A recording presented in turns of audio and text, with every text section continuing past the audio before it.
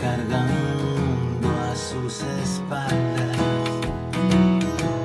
Para mi tesitura vocal, que es el, por ejemplo, de Charlie Patton o el de Howlin' Wolf. ¿Es verdad que Muddy Waters le enchufó un cable a una guitarra? Pues el blues era un idioma que podíamos utilizar todos en el local de ensayo. Empecé a tocar, hice muchas, participé en muchas jams.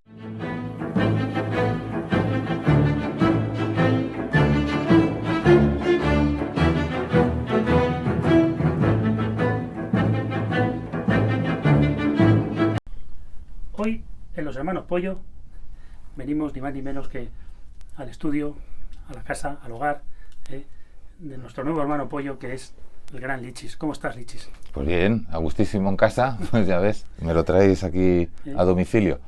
Más a gusto que en brazos. Ya ves. Qué bien. Básicamente, el motivo de esta entrevista es porque él está enfocando una nueva forma de hacer blues en nuestro país, con estos locales íntimos, con esos aforos que también circunstancialmente por culpa de la pandemia reducidos, pero llenos de honestidad y llenos de amor propio y de un valor que él está transmitiendo con mucha fuerza. Y vamos a enfocar el episodio de hoy a hablar del blues. Para nosotros eres un bluesman, lo que yo he podido investigar de esta parte más reciente, te quiero ubicar en ese lado, ¿vale? Por lo menos como yo te estoy viendo, por ese sentimiento, por ese alma, ¿no? Y quiero coger un poco y lo conductor, vamos a hacer una entrevista, que es una novedad, sobre todo por el personaje que nos lleva. Primero vamos a empezar explicando el denominado blues, melancolía o tristeza. ¿Estamos de acuerdo? Bueno, antes de empezar con el blues, se van a enfadar todo lo de la Asociación del Blues de Madrid y todos estos que andan chinados encima conmigo. Te explico brevemente mi historia con el blues. Pues a mediados de los 80, a principios de los 90, comencé a tocar con todo tipo de grupos. En concreto como bajista. El bajo es un instrumento que me permitía meterme en muchos contextos diferentes y salir en ocasiones más o menos de pie, ¿no? Y bueno, pues el blues era un idioma que podíamos utilizar todos en el local de ensayo. Empecé a tocar, hice muchas, participé en muchas jams, por ejemplo en el Beethoven Blues Bar, que estaba allí por la zona de ventas. Toqué allí con Tijuana Stars, con Fede Aguado y con Osi, con esta gente maravillosa. Toqué también con Alex Caporusio, estuve también de bajista en varias ocasiones, con un montón de artistas. Luego fundé mi propio grupo, en fin, estuve más o menos vinculado. Sí, es verdad que he hecho otras cosas. Entonces sé que los blueseros de pro, que solo hacen blues, me odian un poco con esto. Así que bueno, yo qué sé, perdón para los integristas y amantes del blues por mi incursión en el género, que bueno, que sin ser un género que practique en exclusiva, es un sitio donde me gusta volver a inspirarme. En cuanto a la pregunta que me haces, el blues creo que es una mirada humana y clemente hacia la naturaleza humana, hacia el dolor. Es algo que nosotros como cultura latina no tenemos. Siempre celebramos la vida y negamos esa otra parte quizá más, entre comillas, oscura, ¿no? El blues tiene esa visión del alma humana, ¿no? Fíjate que se hablan de cosas realmente crudas para que la gente baile, ¿no? Es algo que también, por ejemplo, pasaba en la música country de Hank Williams, por ejemplo, ¿no? O en la de Johnny Cash, ¿no? Este sentido trágico de la vida contado de una manera muy natural para que la gente se divierta y vea que sus problemas igual no son tantos o tan extraños, ¿no? Perdón por la extensión de la respuesta. No, el perdón es nuestro porque quizá hemos llegado la entrevista por ese derrotero, ¿no? Yo encantado, Pero me encanta hablar de esto. La verdad es que he pensado que era la fórmula más acertada, ¿no? Yo te quería hacer una consulta especial. Sí. ¿Piensas que los cantos vocales tradicionales, aun viniendo de origen esclavo, ¿no? Afroamericanos, ¿no? Se han podido asentar ya a fecha de hoy con nuevos hacedores de blues?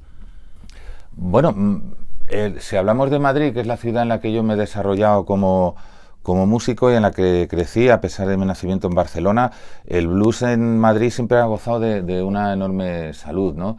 Y se renueva constantemente con nuevos nombres, ¿no? Muchos de ellos vienen de Madrid, pero no sé, los Reyes del Cao, que son maravillosos. Está Edu Manazas, Edu Vigens, que es una maravilla de artistas ya muy clásicos como Tonki, como gente así, ¿no? Ñaco Goñi.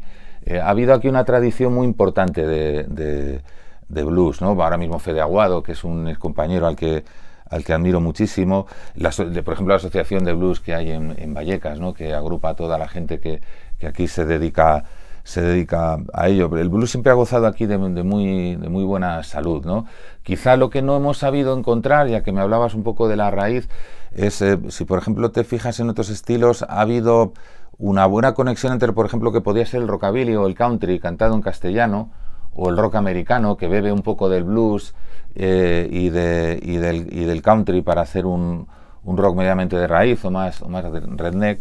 Sí ha tenido una buena traducción en castellano. Sin embargo, el blues puro no parece haber encontrado ese camino, ¿no? Hay como dos fusiones, yo creo, un poco imposibles en este sentido. O sea, ha habido ejemplos guays, ¿no? Del Tonos y gente así haciendo temas de blues con cierto ingenio y con mucho talento, ¿no? Pero quizá es lo que más haya costado, ¿no? También en cuanto a los grupos vocales, hay poca tradición. Cuando produzco aquí discos, por ejemplo, últimamente estoy metiendo un montón de coros y armonías vocales, ¿no? Parece que desde los años 60, desde el pop español de los 60, los años 80 establecieron un corte con toda aquella época y había grupos maravillosos, grupos vocales maravillosos, ¿no? Desde los brincos a millones de cosas, ¿no? Y sí echo de menos ese rollo del concepto de gente cantando simplemente con voces, ¿no? El dudua. Sí, el dudua, que tiene también Yo estoy aquí en las guitarras. ¿Es verdad que Muddy Waters le enchufó un cable a una guitarra? Bueno, eso ya no lo sé. Hay muchas teorías al respecto, ¿no? Resulta curioso, ¿no? Como hablar con esto de la situación actual en la que vivimos, ¿no? Fíjate cómo el rock and roll, ¿no? Que este movimiento que surge de la guitarra amplificada, el rock y todo lo que ha venido después, viene cuando una generación joven empieza a escuchar a artistas de hacía 20 años o por ahí, ¿no? Y lo reivindican. Howlin' Wolf, por ejemplo, es telonero de los Rolling Stones cuando llegan a Estados Unidos, ¿no? Y casi nadie conoce. Cuentan la anécdota de que van a Chess Records y se encuentran a Muddy Waters pintando el techo, ¿no? El local. Pero bueno, este señor es Muddy Waters, ¿no? Fíjate cómo ahora el corte desde hace unos años se ha establecido y sobre todo ahora en estos momentos de pandemia parece que se intenta explotar mucho más esta separación entre generaciones, ¿no? Ya, y esa autenticidad también y hacerla valer, ¿no? Y hacerte notar y claro, que yo estoy aquí, ¿no? Para todo esto, Robert Johnson es el padre de todos vosotros. Es el rey del rock and roll, el abuelo del rock and roll. Bueno, hay la leyenda de Robert Johnson, esas 27 canciones, ¿no? Esa sí. muerte tan prematura y...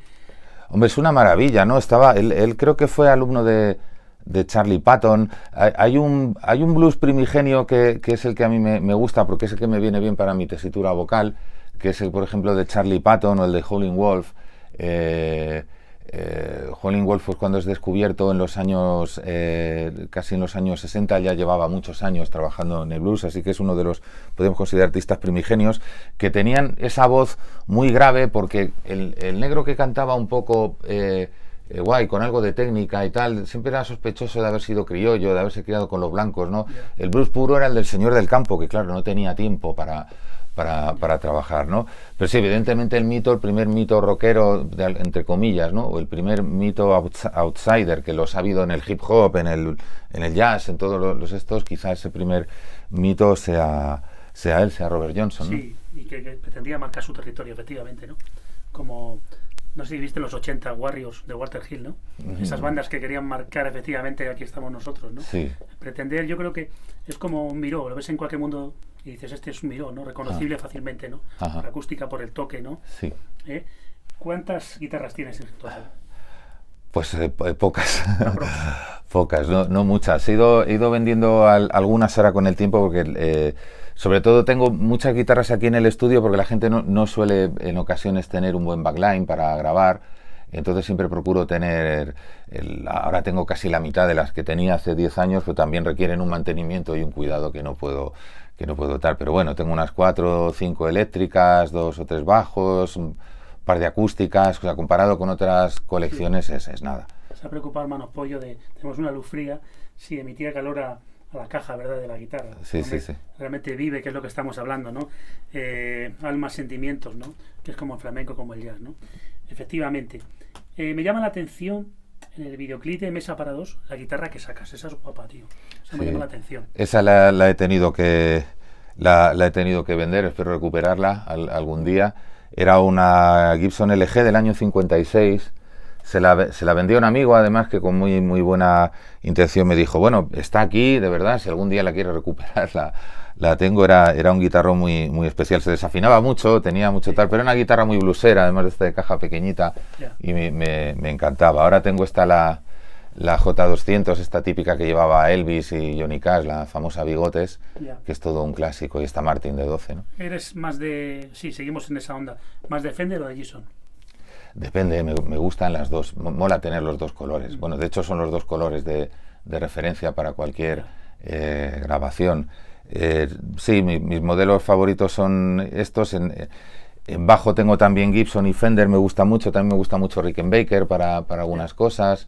Luego me aficioné a las Dan Electro, que son guitarras así bastante baratas pero míticas en la historia del rock. Pero sí, siempre, yo creo que para tener un estudio tienes que tener, o para tener un abanico de sonidos hay que tener de las dos, ¿no? Me viene a la cabeza, de repente, ya soy un poco por la tangente, dice Iñaki Guojo, guitarra de extremo duro, que tiene unas 30 Gibson.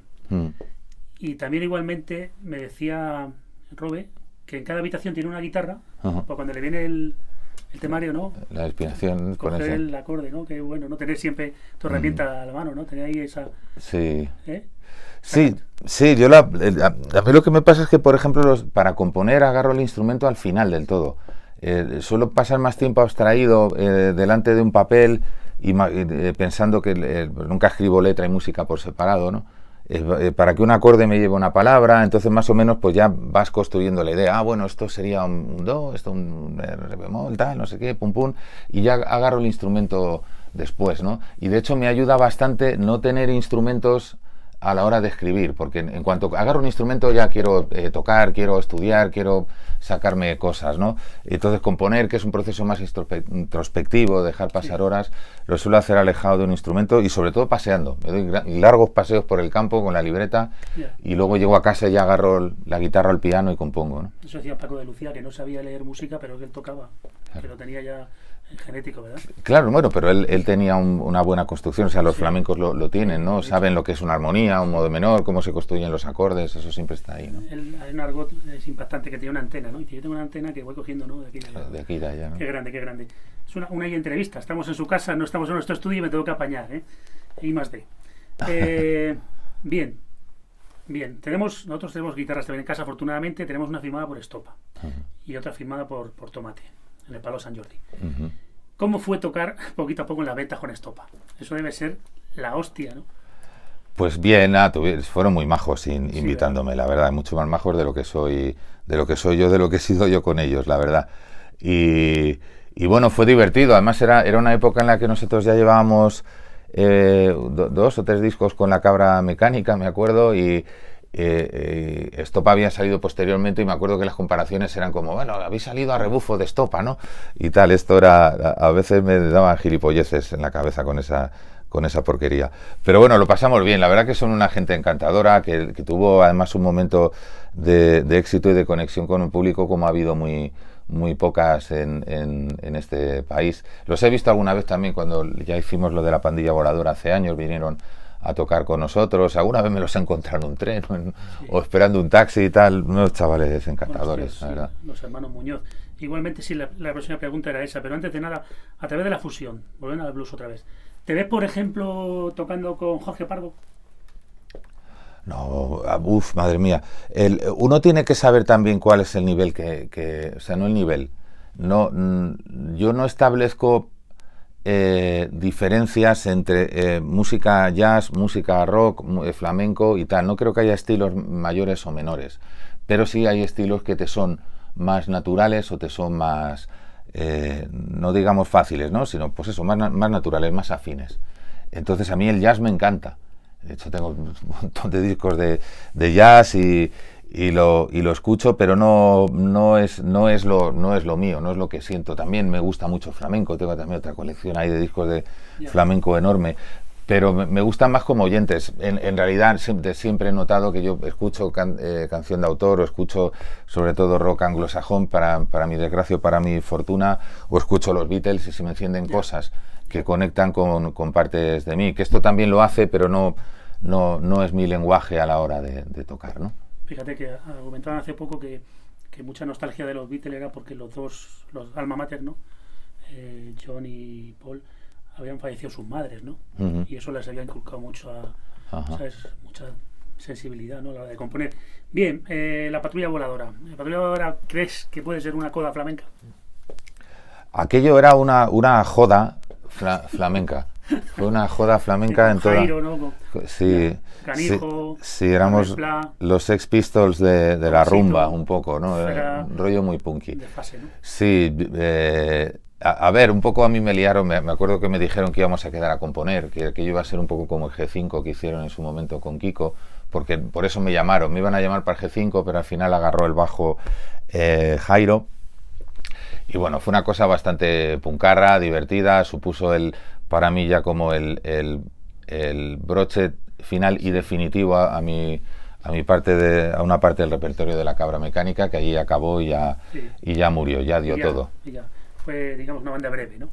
Sí, afortunadamente para la salud de todos. Sí. Yo tuve la suerte de grabar en Gladys Palmera con el gran Jesús Gordobás, Nuevas Sensaciones. Por allá también J de Planetas también tenía un programa, creo, ¿no? Sí, buen sitio también, buen tío también. Bien, modo avión. Ahí dices tú que vendiste la guitarra, le vendiste todo por lo visto, te quedaste un poco ahí dándolo todo, ¿no? Por el modo avión. Te fuiste a grabar a Nueva York.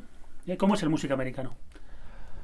El músico americano yo la experiencia que yo he tenido con ellos ha sido increíble. O sea, tú imagínate, viene aquí un imitador de Bob Dylan desde Madrid a tocar con gente que ha tocado con el mismo Bob Dylan, que ha tocado con Elvis Costello, con Tom Waits, con lo más granado con toda la historia del rock, ¿no? Y lo que vi fue mucho respeto. Gente que se preocupaba, habían estado escuchando las canciones antes, habían informado sobre lo que yo hacía, llegaban al estudio y hacían, porque grabábamos en directo, hacíamos 15 o 20 tomas y eran ellos los que a veces me decían, no, vamos a repetirla, yo creo que la podíamos hacer mejor.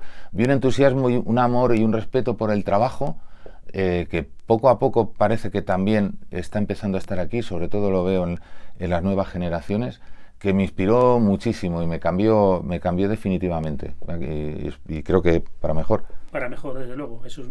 Además, la portada del Gran Mastercard de Vila, ¿no? Ese dibujo, esa nube onírica, ¿no? Que está ahí en persona. Me encantó esa reseña. Luego vienen Mariposas, Torneos de Verano, ¿verdad? Tiene Mesa para dos. Y luego los Troublemakers, ¿no? Los Buscalíos, ¿no? Hasta ahora el balance, ¿cómo lo ves? Bien, yo estoy muy feliz. ¿A que sí? ¿Crees que hasta con la tecla? Sí. Empezar de cero, empezar desde nunca, has dicho, venga, vamos a retomarlo con fuerza, con energía.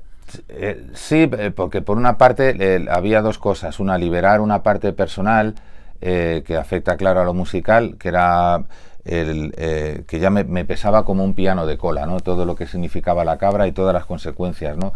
La fama y el éxito tienen una cantidad de cosas buenísimas y luego en contrapartida y en la misma cantidad una cantidad de cosas malísimas, ¿no? Depende de dónde te haya tocado, cómo hayas jugado tus cartas o la suerte que hayas tenido, puede pesar más un lado que otro. A mí a los dos me pesaban, los tiré y empecé de cero.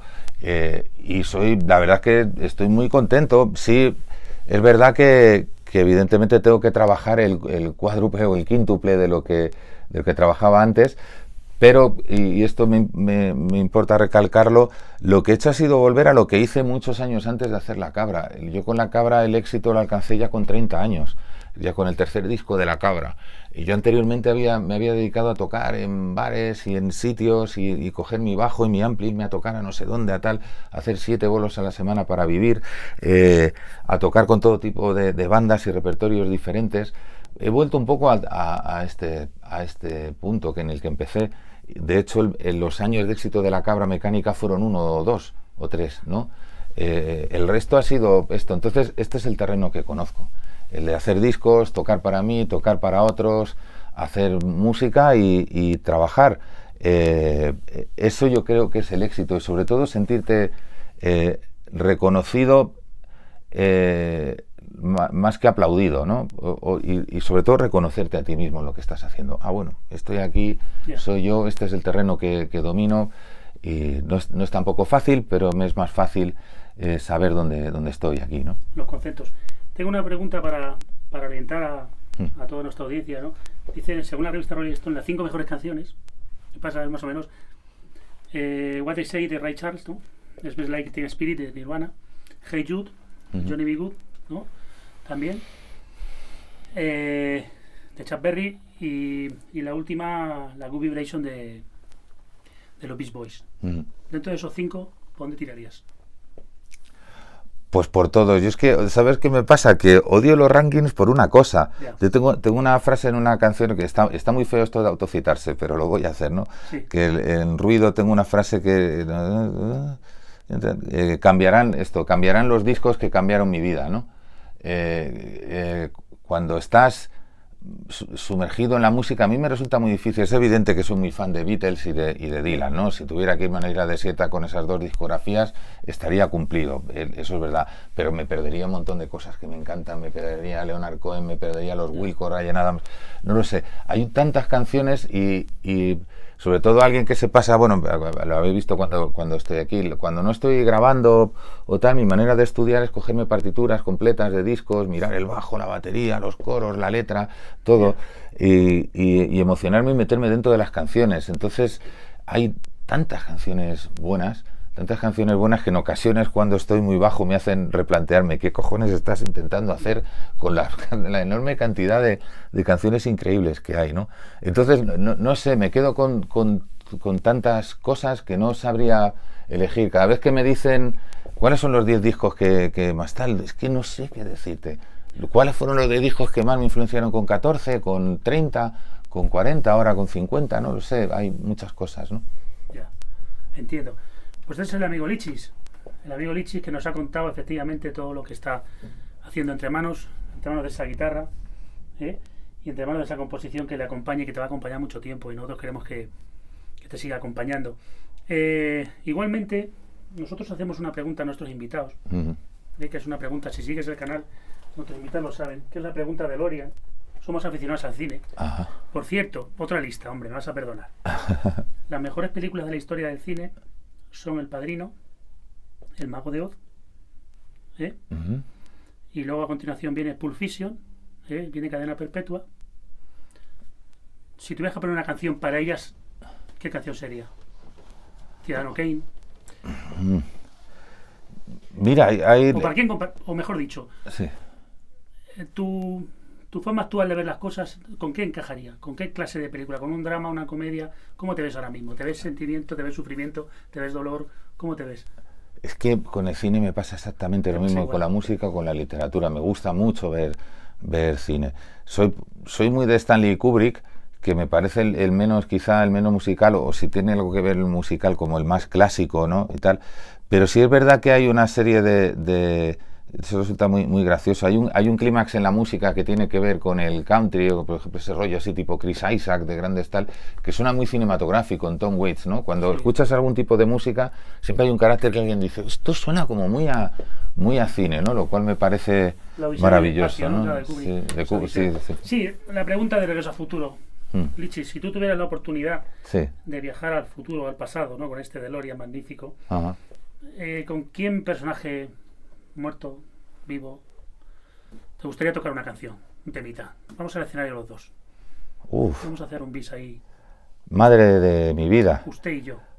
Pues la verdad que me quedé con muchas ganas de haber conocido a Juan Antonio Canta, que es alguien a quien admiraba mucho y que formó parte del carácter de lo que yo hacía con la Cabra. Desgraciadamente, cuando yo empezaba ya con la Cabra, él ya había fallecido, decidió marcharse, y es alguien que me hubiera gustado conocer. Qué bueno, sí, creo que tienes un post además en tu perfil de Juan Antonio Canta. Sí, ¿no? Hizo una versión además de él de La viuda del submarino en un disco en directo hace años. Sí. Qué bueno. Tenemos un juego que hacemos a nuestros invitados, que se llama Manda Huevos. Ajá. Terminamos la entrevista con una nota de humor. Gracias. A vosotros, ha sido un placer. Tío. Es una pregunta que hacemos siempre a nuestro invitado. Y nada, escoger una pregunta y yo te la leo y tú me contestas, la que Ajá. tú quieras. Vale, pues esta misma. Y es que para hacer más dinámica la entrevista enseñamos cosas, hacemos cosas. Hoy hemos venido a casa de este ser tan magnífico. Y la pregunta es, bien, es una nota de humor. Hulk, pantalones. ¿Por qué Hulk cuando se cabrea y se pone litro se rompe todo y los pantalones no? Y los pantalones no.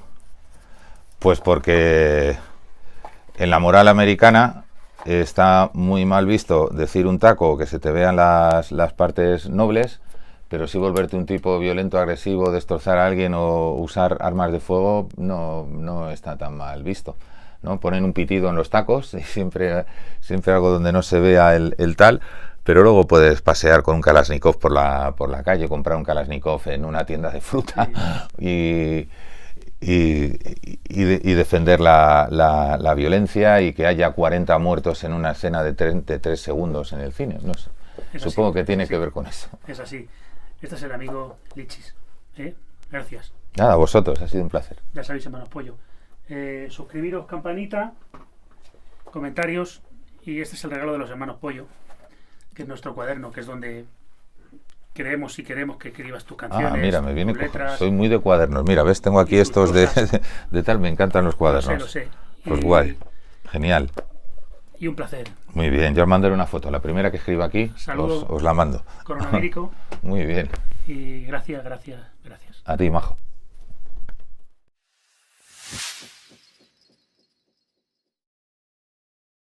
Flamenco. Prefiere mejor pedal. Vamos para allá. El hombre orquesta está muy solo,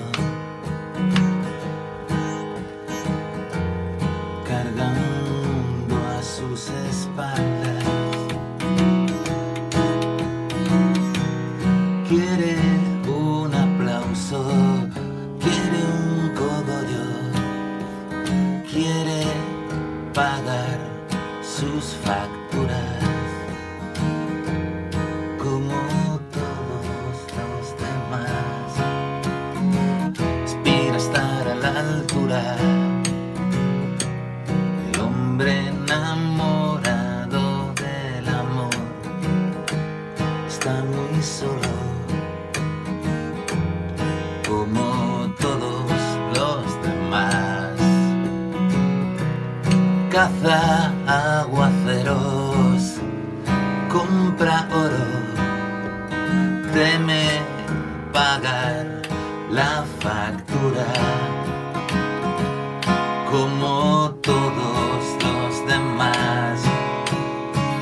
Aspira a estar a la altura, sigo aprendiendo a quererte, aunque sea incapaz de escribirte un poema de esos que te ponen caliente y siga en búsqueda de mis Beatles personales.